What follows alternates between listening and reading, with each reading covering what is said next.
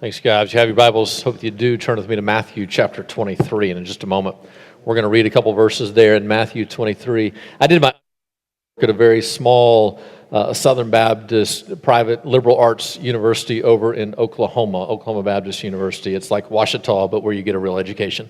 And so, just for a few people in the room. And so it was a tremendous experience for me. I know it's kind of in vogue these days to really bash kind of your growing up and your education, specifically Christian education like that. But I didn't experience hardly anything that a lot of people complain about and gripe about. For me, it was nothing but people who love Jesus, who desperately wanted to help us and to assist us and help us think critically about the world, to apply the gospel to every single aspect of life and faith. Now, a Christian university has all the same problems as any other university. We just pretend like we don't. And so, but they're all still there. So I was by no means sheltered from the realities of life or anything like that. But it was a tremendously good experience. I would highly recommend it. It's not for everybody. It was right for me. But there are these unique kind of intricacies of going to a place that is a Christian institution, that is a Christian university. There's just these kind of unique aspects that are different. I mean, for instance, you have to go to chapel, forced. Like they scan you, they make sure that you're there. Because what better way to instill faith in an 18-year-old than forcing them into a 2-hour-long lecture? Right? I mean, that makes total sense whatsoever. And so they had these interesting rules. Like, for instance, our dorm, not only was it segregated by gender, but I actually wasn't allowed to bring a girl into my dorm, which really wasn't a problem. But hypothetically, had I had the opportunity, I couldn't have. I would have been kicked out of school. And so the school had actually just built a brand new business building whenever we got there, and so they weren't allowing any food or drink in the business building at the time. So literally, at the school I went to, I could take a Coke into my dorm, but not a girl, and I could take a girl into the business center, not a Coke. And somehow that made sense to everybody. But by far, the strangest aspect of what it was like to go to college at a private Christian institution was what would happen on Sunday mornings. Now, most Sunday mornings, I was at a small town somewhere in Oklahoma, any town under the size of 300 that had a Second Baptist church. I tended to be there, and I'd be preaching to those 15 people, 3 of whom who cared, and they really didn't by the time I was done. And so I would be there. So very rarely was I actually at school on a Sunday, because the Sundays I wasn't preaching somewhere. I was back here, being with you guys, unless it was a holiday weekend. Then I was preaching for Ed because he wanted the weekend off. But every now and then I'd be home or I'd be at school on a Sunday morning, not preaching anywhere. And so I'd get up and I'd go to church. And after church, you'd come back and you'd eat in the cafeteria. You'd have lunch in the cafeteria. And the strangest thing would happen. All the rest of the week, whenever you got up, because you're in college, you would sleep in way too late, and you'd have an 8 o'clock class, and you won't want to do your hair, so you throw on a hat, you wear your sweatpants, and you rush into class, and you sit there and you fall asleep in class, and that's how you do college, right? But on Sunday morning, nobody walked into the cafeteria on Sunday morning in pajamas and a hat. Everybody would have on slacks, a nice shirt, everybody. And you know that not everybody went to church. But at Oklahoma Baptist University, if you didn't go to church on a Sunday morning, you woke up and you pressed your pants and you found a sports coat and you put it on and you went to eat at the cafeteria because you don't want to give the appearance that you didn't go to church. You have to appear as though you went to church even if you didn't go to church. It's training, right? It's training for this world, where we want to appear to be some things that we're not. And if society has some values, and whatever culture has those values, and for us to be a part of that group, we have to at least give the projection of those values, even if they're not truly our heart's desires, even if it's not a true representation of who we are or what we have done, we will project a persona in order to appear to be something that we're not. It makes sense in the ways of this world. It doesn't make sense in the ways of the gospel. And today you and I are going to have a choice of which one we want to believe. Turn with me to Matthew chapter 23. It's here that Jesus is in the midst of what are called the 7 woes. This is a sermon that's very difficult to listen to whenever you put yourself in the place of a Pharisee or as a Sadducee. I think one of the greatest misconceptions that we have of Jesus is we think that if Jesus were here today, that we would like every single thing he had to say to us. We wouldn't. Because I would say this text has spoken to the very heart of who we are. And these are some very difficult words in Matthew chapter 23. We're just going to read 2 of these 7 woes, beginning in verse number 25. Woe to you, scribes and Pharisees, hypocrites! For you clean the outside of the cup and the plate, but inside they are full of greed and self-indulgence. You blind Pharisee! First, clean the inside of the cup and the plate, that the outside also may be clean. Woe to you, scribes and Pharisees, hypocrites! For you are like whitewashed tombs, which outwardly appear beautiful, but within are full of dead people's bones and all uncleanliness. So you also outwardly appear righteous to others, but within you are full of hypocrisy and lawlessness.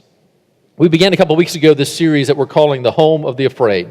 And the general concept is that we believe that our homes, primarily our homes where we live at night, where we sleep, where our families are, but also our homes and our workplaces and our friendship groups and our social activities, maybe as a country at large, that our homes are now defined by, dictated by, driven by, I'm a pastor, I can alliterate things, by fear itself. That fear is now what just consumes us. And we would say that fear is so overwhelming to us and such an aspect of our own lives that it defines us to such an extent that in many ways, in the same way that a fish isn't really aware of the water, in the same way that you and I really aren't aware of the air around us unless it's uncomfortable or absent, we are not even aware of the fear that defines us, that drives us. There are many decisions that we make that seem logical, that seem reasonable, that seem rational, that seem like the right decisions that are driven solely out of fear, but fear so consumes us that we don't even have the opportunity or the ability to identify the source of those choices, that we are driven now by fear. And fear defines every aspect of who we are. It defines our parenting, our marriage, our intimate relationships, how we operate at work, how we operate as a country, how we operate with faith. And fear now consumes us. And the scary thing for us is that really we can't operate out of fear and love at the same time. And so often that's why we think that Jesus, maybe his 2 most used phrases are fear not and love one another. He's calling us out of this way of fear and into this pathway and this new way of life, now called out in love, and yet fear so consumes us, it now prevents us from truly being loving, from loving other people. And as a way now to compensate for these fears, to try to make sure that we don't experience any more fear and to find comfort in the midst of the fears that we are experiencing and to lessen those fears, we now build our homes out of this concept of what's going to protect us, what's going to lessen our fears. And we have chosen primarily 4 specific idols. Idols now that we're worshiping, that we're bowing down to, believing that if we can organize our lives, our times, our resources around these things, that they will give us in exchange for our time and our worship, that they will now give us some sense of peace, some sense of comfort. And we started last week, Ed did, by this idea that the foundation of the modern home is now built on the idea of safety. We think to ourselves, we just need to be safe. And if we can ever create this safety, it will give us a sense of peace to where our fears will be diminished and whatever comes our way won't cause fear to rise among us. And it's a subtle kind of idol in many ways because there are ways that we can make our lives safer. There are ways that we should make our lives safer. We should be discerning. We should be wise. We should be rational. We should make good choices in order to obtain the safety that we can obtain. But the reality is that because we are fallen people in a fallen world, that we can never fully secure safety. No matter what we do, no matter how healthy we eat, we can never guarantee that we won't have a heart attack or get cancer. No matter how safe or well we drive or how great we engineer our cars, we can never guarantee that the drunk driver won't run the red lights. No matter what we do and the choices that we make, we cannot control every outcome of our lives, and safety itself can never be fully secured. And so while we build the foundation of the modern home on this concept of safety, it's a foundation that cannot stand because it cannot be fully secured, which now creates within us more fear.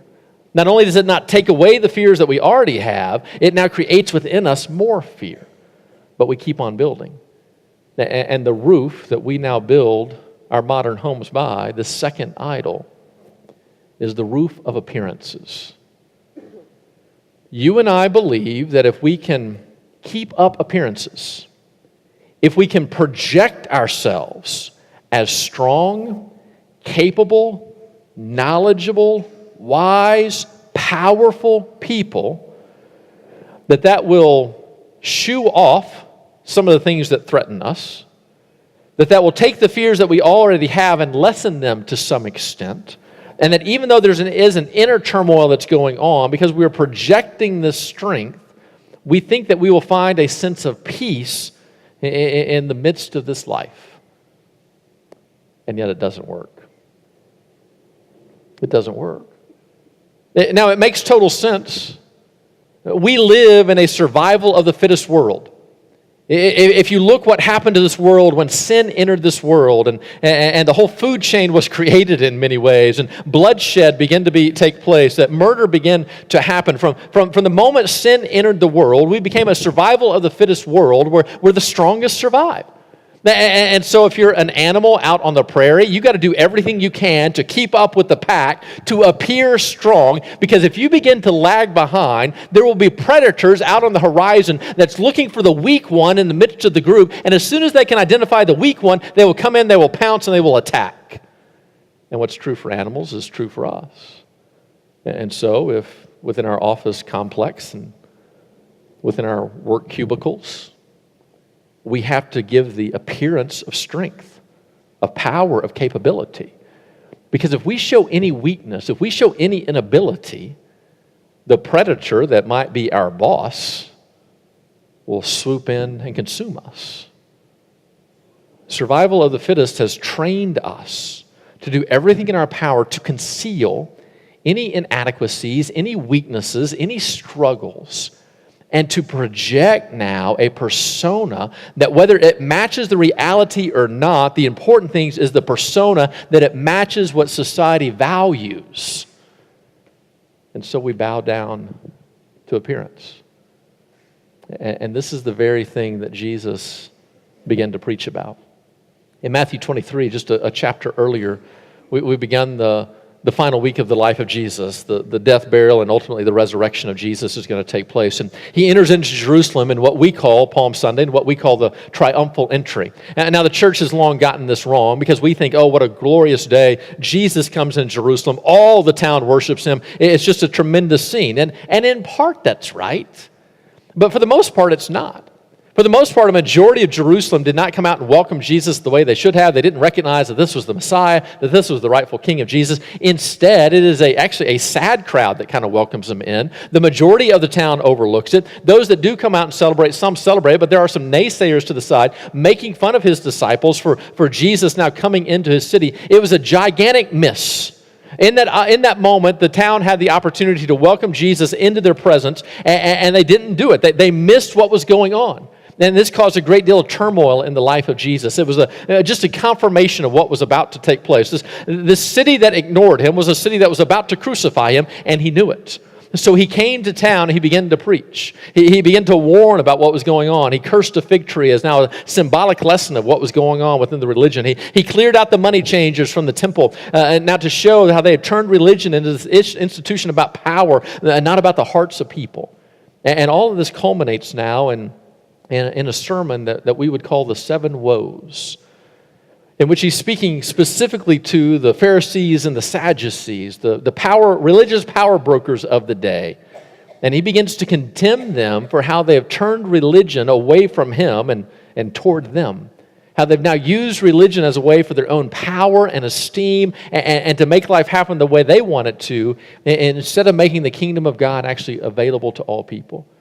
These seven woes will conclude with a condemnation from Jesus to the Pharisees and Sadducees, in which he basically not only condemns them to hell, but says the tragic news is that actually other people will end up there too, because they who were charged with making the kingdom available to all people have actually closed off to the very kingdom, to the very people they were supposed to evangelize to. They've actually proselytized people toward hell. In the midst of these seven woes, there are two specifically that I want us to focus on today. And they're in verses 25 and 27. Notice what he says. Woe to you, scribes and Pharisees. He then calls them hypocrites. He said, here's what you're doing. You're cleaning the outside of the cup and the plate, But inside, you're full of greed and self-indulgence. He then calls them blind. Then he makes the exact same point just in a different way in verse 27. For you are like whitewashed tombs, which outwardly appear beautiful, but within are full of dead people's bones and all uncleanliness. And the irony here that is easily missed by us is the tombs he's probably talking about are tombs that could possibly be filled with the bones of the prophets. These prophets who were killed by the religious leaders of their day because the religious leaders did not like the truth that the prophets were actually proclaiming to them. The truth of mercy, of justice, of this internal change, of a confrontation of their outward appearances and the hypocrisy that was going on within their lives. Jesus now, I think, sets a stark contrast for us. That you have these Pharisees and the Sadducees that now symbolize the way that religion back then had become, and religion today in many ways have become. To me, they now symbolize the way of the world, the survival of the fittest kind of way. And yet Jesus is creating a different invitation. He's saying his kingdom is not run by the survival of the fittest. That his kingdom is not dictated by fear, where we just care about safety, and because we care about safety, we're charged now with projecting a persona that doesn't necessarily match the internal realities of our own heart. Instead, he says that his kingdom is now run by the way of love. And while we can make wise choices and discerning choices regarding safety, ultimately we know everything is in the hands of God, and safety is not our ultimate idol, but now we trust Jesus instead. And whenever we live in the midst of that trust, the roof that we now have to protect us, the roof that we now have to help offer us the life that we want, is not the roof of appearances, but the roof of truth. To where we live in the reality of how things are. We confess what is actually going on. We reveal our struggles and our insecurities and our uncertainties.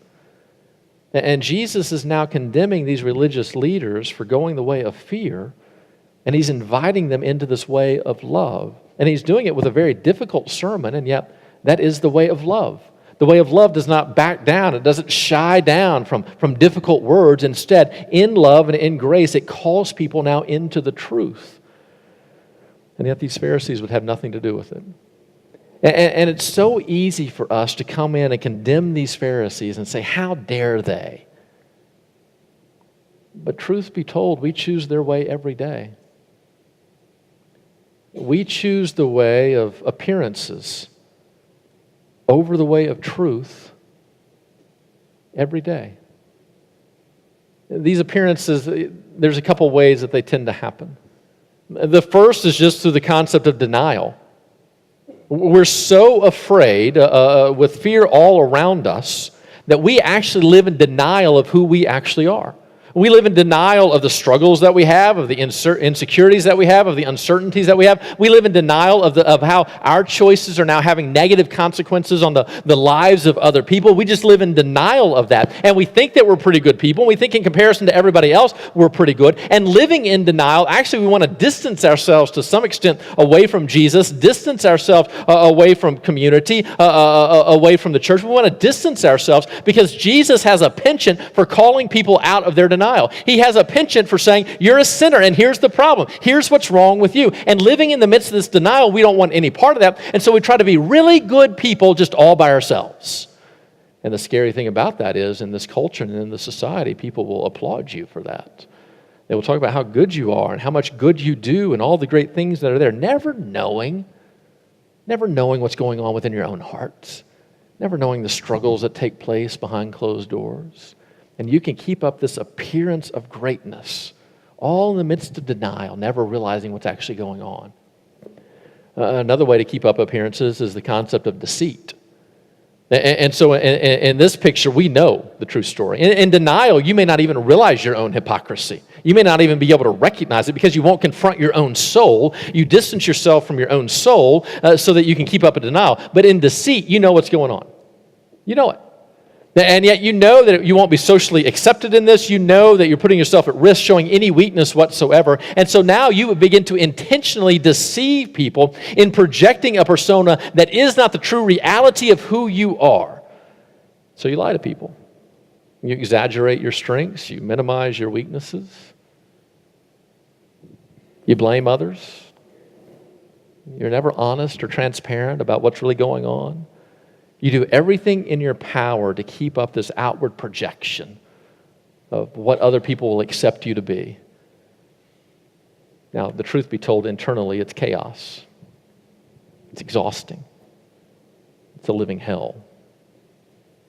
If I could write a prescription of how to have a miserable life, it would be to have the pressure to keep up a persona publicly that doesn't match who you are internally.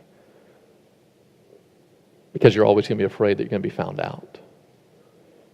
Now, in our culture, in this unique day, and maybe it's always been the case to an extent, but in our unique day, there's a third way that we keep up appearances.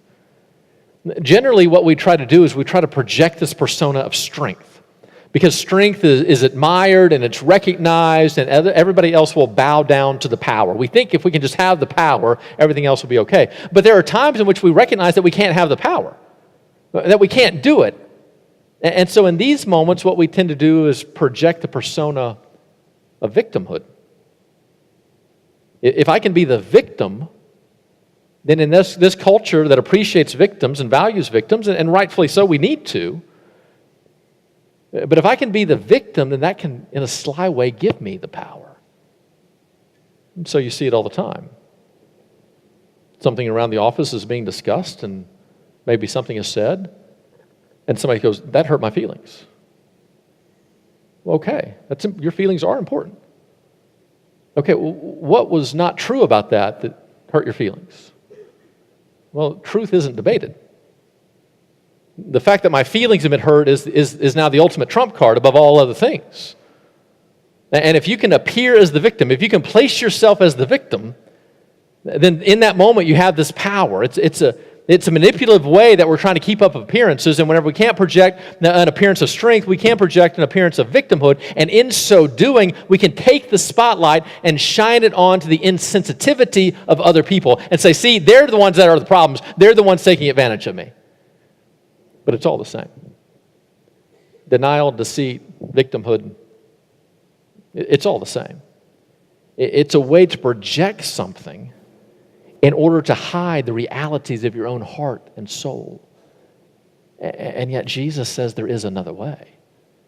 He says instead of hiding who you are, you actually now begin to reveal who you are. It doesn't mean you have to take out a billboard and tell everybody all the bad things you've done before. But it does mean that you're not afraid to show things when it can be helpful. It does mean you surround yourself with a community where you are safe, where you can reveal your actual heart and know that you're going to receive love, but not just love, that you're going to receive love in which truth is told, truth is revealed.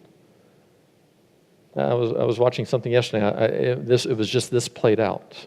And they were talking about the game of politics, but literally what they laid out was the game of this world.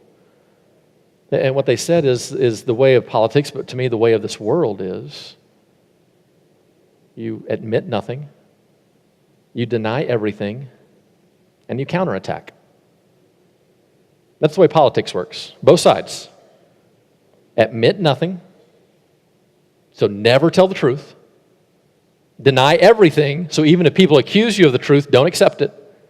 And then counterattack. Make sure you go after them to take the spotlight off of you to now place it on them.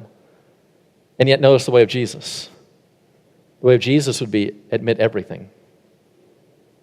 There's no sin that goes unconfessed. To whomever has been hurt by that, or to whomever can be helped by your confession of that sin, you confess that sin. So that you can now deny nothing. You'll admit to everything. And because if somebody says, well, didn't you do this? And yeah, I did. And here's how I confessed it, and here's what we've done from it. And now, whereas fear always places you on the counterattack, now love places you in the service of other people, and so instead of counterattacking, now you're counter-serving. And so the very people that might accuse you, your enemies, you're loving. Even while they're trying to take you down, you're still trying to build them up. Even when they're trying to manipulate you and to abuse you and use you now as a scapegoat to cover up their own sin, you refuse to engage in that game, and now you then lavish them with the same love that God has lavished you with. Those are two radically different ways. Which way are you choosing? Which way have you chosen? The way of fear or the way of love? Let me give you a test. Your marriage is struggling. It's not horrible, but it's not headed the right direction. You're struggling. And you need help, and you know you need help. And yet, in order for you to get the help that you need, the best therapist, the best fit for you, has an office at the corner of Waldron and Rogers, the busiest intersection in Fort Smith. And the only appointment they have open is noon on Tuesday. The busiest time at the busiest intersection in Fort Smith. And yet that is what will help you. Do you have any hesitation about that appointment? Any? Is there any thought of, well, who might see me? And it's not hidden in a bank. It's not where you could be going there for something else. It's a standalone tent, open air, where everybody can see you weep if you're weeping. Do you go or not? Are you more concerned with the image you're projecting or the need that you have? Which one drives you? Let's do another test. You've made a mistake. You've made a mistake. And it's at work, and you need to tell your boss. And yet chances are your boss will never know. As a matter of fact, now that you look at it just a little bit, on accident, you were actually logged into somebody else's computer whenever you made the mistake. And so if there's ever any investigations to what's going on, of how this deal went down or how the mistake was made, if they ever investigate it, the IT people are going to be able to pinpoint it back to this other person's ID and computer, and they might lose their job. If anybody loses their job, it will be them. Your boss will never know about it, chances are, and even if he finds out, he will not label it on you. Do you tell her or not? Do you tell the boss or not? Survival of the fittest world? No. You never reveal a weakness. You never reveal a mistake. Even if you got a limp, you try to keep up with the pack so the predator can't look at you and know there's the weak one. In the way of love, you confess. But Kevin, that might cost me my job. That's up to God. The outcomes are up to God. Your responsibilities are what you're responsible for. You can't control what other people are going to choose. You can't control the big picture of what's going on. You have a choice in the moment. Are you going to obey or not? You know what the reality is about this room? We don't tell. We don't tell. But we say we follow Jesus. We come to church on a Sunday. We get baptized. We serve. We volunteer. We put the right things on Facebook. We project this persona as though we are followers of Jesus. But in the moment, what we truly trust is our appearances, what we can project. We truly trust that over the truth of who Jesus is. We trust the way of fear over the way of love. And it's killing us. It's killing us. Now, it's easy to judge these Pharisees, and in part, they deserve to be judged. Because chances are what they were doing is they never had any thought about change. For a majority of these Pharisees, what they probably thought is they knew how the game was played. We're going to project a righteousness, never have to influence our own hearts. We're going to guilt all these other people, and we'll let some in, we'll kick some out, and we're going to feel really powerful and good about ourselves. And that's just who they are. And that's who some of us are. Jesus tells the parable of the sower. And that's who some of us are. We can play the religious game all day long, but there's no transformation of our heart. And there's no true vulnerability. There's no true life change. There's nothing but selfishness and greed on the inside and just a syrupy Mr. Rogers kind of persona on the outside. And the reality is we're not going to know who's who until Jesus comes again. And then it's the wheats and the tares. But for a good number of us, that's not who we are. We want to change. We want to be different. And yet we live in the survival of the fittest world where you have to project this persona, because if you show any weakness, they're going to come after you. And so what we do is we play the game of this world, project the persona, while trying to play the game of religion, the way of the kingdom, change the heart. And we've deceived ourselves into thinking we're just going to project this persona to give us time until our hearts are transformed. So we're going to pretend to be righteous, knowing we're not there yet. But we're going to work really hard behind the scenes so that hopefully one day who people think that we are and who we actually are the same. It's kind of a fake it till you make it mentality. But it doesn't work. As a matter of fact, my guess would be if you've had that thought of, I'm going to project this until I'm actually that. My guess is if you would look back, the gap that existed 5 years ago between who you actually are and who people think you are has actually gotten wider. Because that hypocrisy, all the time and effort that you have to spend worried about your perception, is time that you can't spend worried about God transforming your heart. And Jesus invites us into a different way. A way now that you just trust Him. And because you've experienced God's love, you're now driven by God's love, you trust Him. You want to be safe, yes, but you understand that safety can't be fully secured. And the greatest thing that you can do is now you can just trust Jesus with what's going to happen. And now instead of living under the roof of appearances, you know the vanity that's in that, you know the danger that's in that, the hypocrisy that's in that. And so now you want to live under the roof of trust and of truth. That you're going to be on the foundation of trust and you're now going to be living under the roof of truth. You want to go with how things actually are. To confess your weaknesses and your struggles and your mistakes. And so whenever you make that mistake at work, it doesn't mean that you go tell everybody about it. It doesn't mean that you confess it to every single coworker, even though they never knew about it and it wouldn't help them to even know about it now. But it does mean you go to your boss. And you say, here's what happened. It means whenever your relationship, your marriage is struggling, that wherever you can get help, that's where you're going to go to get help. It doesn't matter who sees it. It doesn't matter what other people think. It's not about the perception. It's about the reality. And I am struggling. We are struggling. We are human beings. We are people. We need help. And we'll go wherever we need to get help. It means when you're parenting. When one of your kids is going through an issue, you don't worry about, what will other people think if they find out? It means what's the best choice for this child today? If it means allowing them to get arrested, then I'm going to let them get arrested. No matter if people think I'm a bad parent or not. If it means I need to send them to rehab, we're going to send them to rehab. And we're not going to broadcast it to everybody, but if it impacts somebody or if it can help somebody, we're going to tell them. Because we are sacrificing this idol of appearances. Because it just isn't worthy of our time, our effort, our energies, and it's definitely not worthy of our lives. And yet the way of truth is.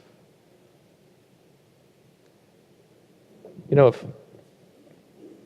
if relationship with Jesus was just as easy as sitting in that chair, and Jesus said, if you'll give me your life in this chair, you're with me. Here's how a lot of us are doing it.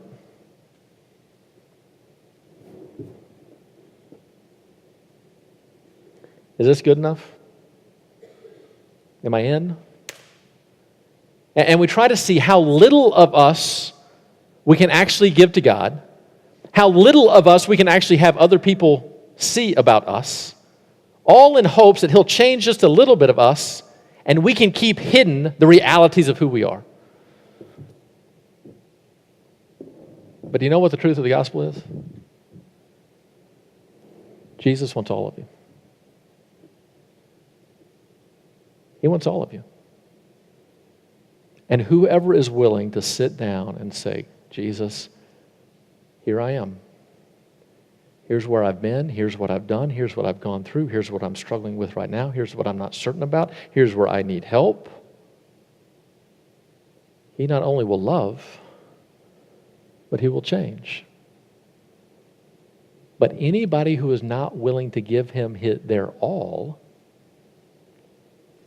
He wants no part of. You know the difficult news for many of us in here today? We have attempted to give part of our hearts to Jesus. And he has rejected them. He doesn't want part of you. He wants all of you. And what all of you means is that you're going to have to sacrifice this appearance, which means in this culture, some people are going to think you lost your religion. Some people are going to think that you're not a very good Christian anymore. Some people are going to think you're a bad parent, a bad spouse, a bad boss, a bad coworker, a bad friend. Because they are ruled by fear, and anybody that doesn't play the game of appearance is now a threat. And yet the moment we begin to sacrifice appearance and live in the truth, God begins to change our hearts. You know why I love Jesus? Because he loves all of me. He knows me better than I even know myself. And he loves me. And he loves me so much that he is now calling me into a relationship with him, but there is a condition. It's all or nothing. It's all or nothing. And what's true for me is true for you as well.